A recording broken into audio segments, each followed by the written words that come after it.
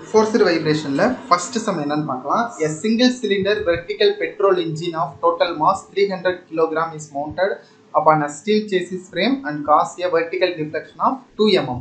So வந்து ஒரு petrol engine total mass வந்து 300 mm இருக்கு. எதில் வச்சிருக்கோம் அப்படின்னா ஒரு ஸ்டீல் சேசிஸில் வச்சிருக்கோம். எவ்வளோ டிஃப்ளெக்ட் ஆகுது அப்படின்னா சேசிஸில் வச்சதுக்கப்புறம் 2 mm டிஃப்ளெக்ட் ஆகுது. ஸோ மாஸ் கொடுத்துருக்காங்க.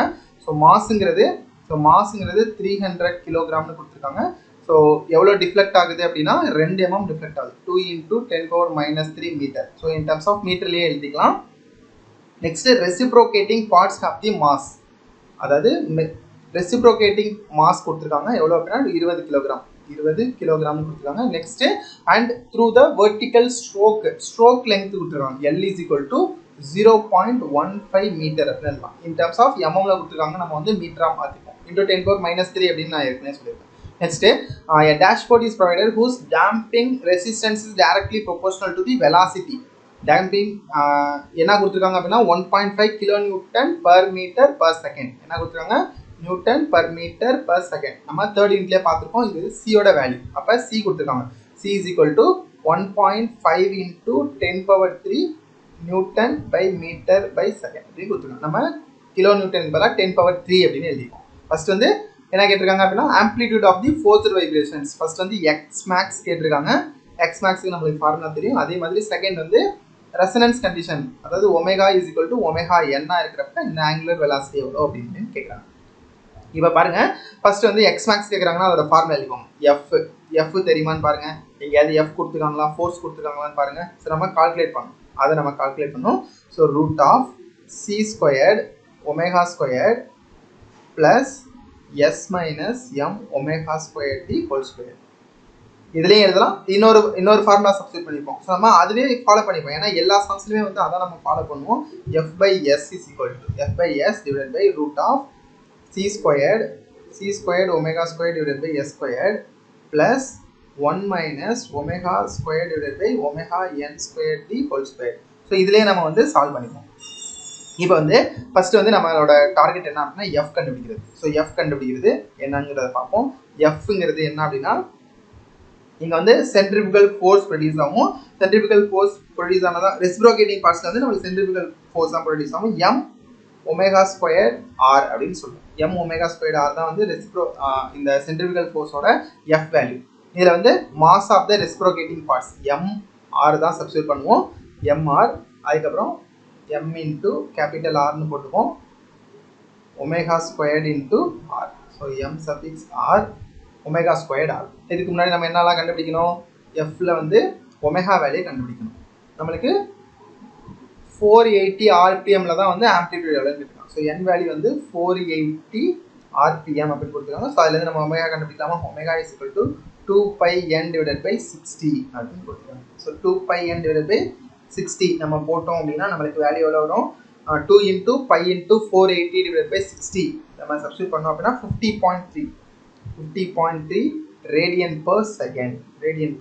ஸோ இந்த வேல்யூ தான் நமக்கு கிடைக்கும். இதில் எடுத்து நம்ம சப்ஸ்டிட்யூட் பண்ண போகிறோம். ஸோ எஃப்ங்கிறது F = m⁻r எவ்வளோ? Mass of the reciprocating part வந்து 20. So 20 × ω² 50.3 the square into radius.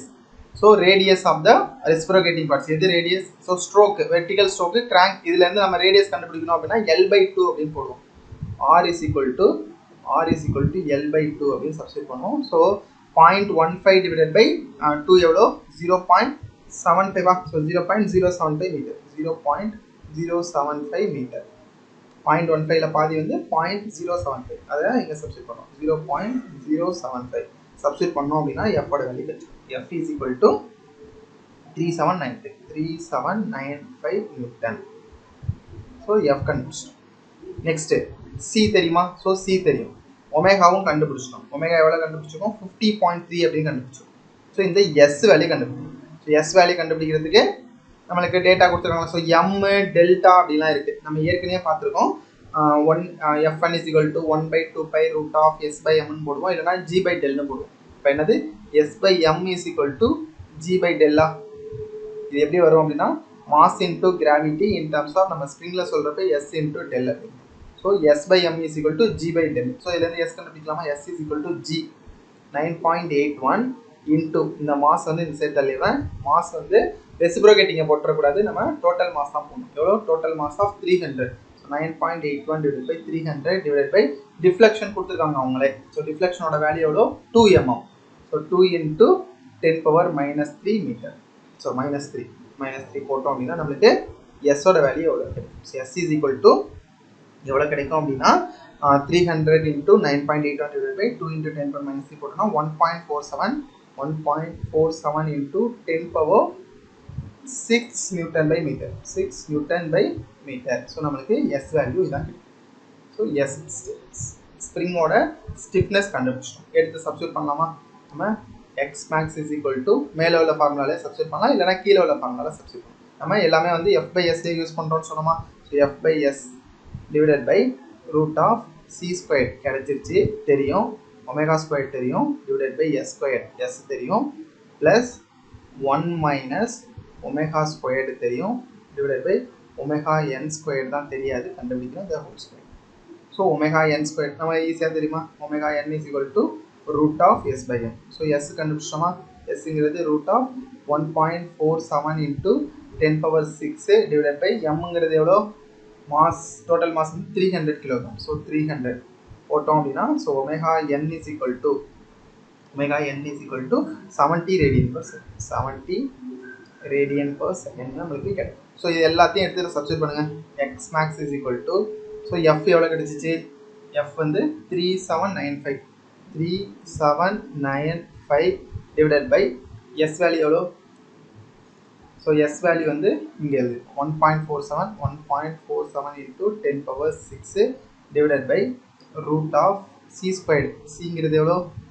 சிங்கிறது 1.5 பார்த்தோமா? 1.5 into 10 power 3 the square into omega. Omega value எவ்வளோ கண்டுபிடிச்சோம்? ஒமேகா வந்து 50.3 the square divided by s எவ்வளோ கண்டுபிடிச்சோம்? 1.47 into 10 power 6 the square plus 1 minus omega squared. ஒமேகாங்கிறது எவ்வளோ? 50.3 square divided by omega n எவ்வளோ கண்டுபிடிச்சிருக்கோம்? 17 கண்டுபிடிச்சிருக்கோமா? 70 square the whole square. நீங்கள் எல்லாரும் இந்த ஹோல் ஸ்கொயரை மறந்துடுவாங்க, எல்லா பசங்களும் மறந்துடுவாங்க. ஸோ கேர்ஃபுல்லாக போகணும். ஸோ எல்லாம் சப்ஸ்டியூட் பண்ணோம் அப்படின்னா x max is equal to maximum displacement எவ்வளோ வரும் அப்படின்னா ஆம்ப்ளிடியூட் மேக்ஸிமம் டிஸ்பிளேஸ்மெண்ட் இல்லைனா amplitude of the forced vibrations எவ்வளோ வரும் அப்படின்னா 5.3 into 10 power minus 3 மீட்டர் அப்படின்னு கிடைக்கும். அப்படி இல்லை அப்படின்னா 5.3 mm. ஸோ 5.3 mm தான் வந்து நம்மளுக்கு கரெக்டான ஆன்சராக இருக்கும். நெக்ஸ்ட்டு இதில் வந்து செகண்ட் என்ன கால்குலேட் பண்ணி சொல்லியிருக்காங்க? the speed at which the resonance occurs அப்படின்னு கேட்டிருக்காங்க. the speed at which resonance occurs நம்ம ஒமேகா என் கண்டுபிடிச்சிட்டோம். ஒமேகா என்ங்கிறது 70 radian per second. So omega N தான் கேட்டிருக்காங்க. ரெசனன்ஸ் எப்போ அக்கர்ஸ் ஆகும்? Omega is equal to omega N கண்டிஷனில் அக்கர்ஸ் ஆகும். ஸோ ஒமேகாங்கிறது omega is equal to omega N. Omega என்னங்கிறது 70. ஸோ இதுலேருந்து நம்மளுக்கு ஸோ ஒமேகாங்கிற வேல்யூ என்ன? 2πn டிவைடட் பை 16 தெரியுமா? ஸோ இதுலேருந்து நம்ம என் கண்டுபிடிச்சலாம். என்னங்கிறது ஸோ ஒமேகா தான் omega N. So 70 into 60 divided by 2 into π போட்டோம் அப்படின்னா ஸ்பீட் கிடச்சிடும். ஸ்பீடுங்கிறது எவ்வளோ? நம்மளுக்கு ஆங்குலர் வெலாசிட்டியிலேருந்து லீனியர் வெலாசிட்டியை மாற்றுறது தான் இந்த ஸ்பீடு, இந்த ஃபார்முலா. இதில் நம்ம சப்ஸ்டிட் பண்ணோம்னா 668.4 RPM. இதுதான் நம்மளோட ஃபைனல் ஆன்சர். ரெசனன்ஸ் கண்டிஷனில் omega is equal to omega N அந்த மாதிரி இருக்கிறப்ப அதோட ஸ்பீடு என்ன அப்படின்னு தான் அவங்க கேட்டிருக்காங்க. ஸோ அவ்வளோதான் இந்த சம்மில் இதுதான். ஸோ இந்த நீங்கள் டேரெக்டாக வந்து இந்த ஃபார்முலாலே சப்ஸ்டியூட் பண்ணலாம். ஏன் நம்ம இந்த ஃபார்முலா சப்ஸ்டியூட் பண்ணோம் அப்படின்னா இனி வர சம்ஸ் எல்லாத்துலேயுமே வந்து இந்த ஃபார்முலா யூஸ் பண்ணிவிட்டு அட் வந்து டேம்பிங் கண்டிஷன், நோ டேம்பிங் கண்டிஷனில் என்ன ஆன்சரு, அதுக்கப்புறம் ரெசனன்ஸ் கண்டிஷனில் என்ன ஆன்சர் அப்படிலாம் கேட்பாங்க. ஸோ அதனால் நம்ம டேரெக்டாக எல்லா சம்மே வந்து இந்த ஒரே ஃபார்முலா ஒவ்வொரு சம்முக்கும் ஒவ்வொரு ஃபார்முலா யூஸ் பண்ணுறதுக்கு பதிலாக எல்லா சம்முக்கும் ஒரே ஃபார்முலா யூஸ் பண்ணிவிட்டு ஒரு ஃபார்முலா மட்டும் மக்கப் பண்ணி வச்சுட்டு எல்லா சம்ஸுமே வந்து அப்ளை பண்ணிக்கலாம். ஸோ அவ்வளோதான். அடுத்தது நெக்ஸ்ட் சம் என்ன பார்ப்போம்.